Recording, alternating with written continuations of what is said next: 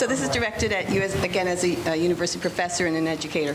Being a mother of a high school senior currently deciding on which college to attend, Stony Brook being one of them, I'm looking at financial costs. And of course, the number of years it takes to graduate is pretty critical.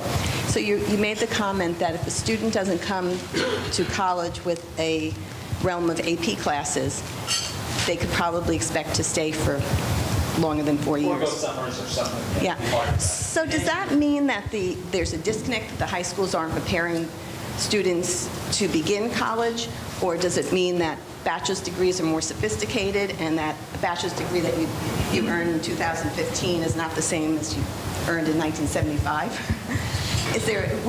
Why is that happening? Yeah, probably. The answer is probably some of each. High schools are not always doing a good job. I'm not. Look, I'm a fan of more advanced mathematics and science being introduced into high school. I think for better or worse, the AP system is not the way to do it. It creates a kind of teaching to the test mentality that doesn't really develop the students' deep conceptual understanding in the material, which is really what they need when they get to college. So I think part there's a gap there, and part is the world has changed. There's more to stuff in a student's head in that time than there was earlier, and so we've got to push them a little harder going along. You're absolutely right that so this is what I tell lots of parents.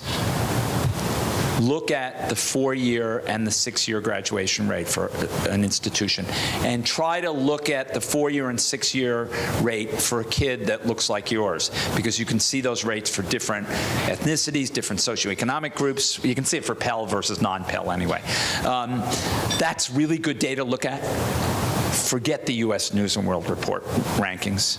That's a game. It's a game played and perpetuated by U.S. News, where the idea is to change the rankings around. Do you know that that issue is their single largest money-making issue? And they don't even give you all the data if you buy the issue. You got to pay an extra $19.95 to get all the data. Do you know what? All that data is public data that you can get from the internet. All they do is repackage it, put on their stupid weighting system, which is their weighting system, not the weighting system you personally, as a young person going to college, you want to put on.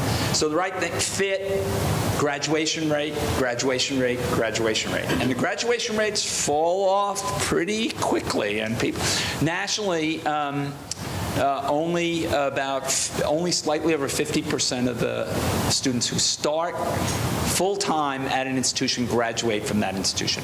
If you include transfers, that number goes up to about 65% nationally, but that means a lot of people who go, and that's full-time students.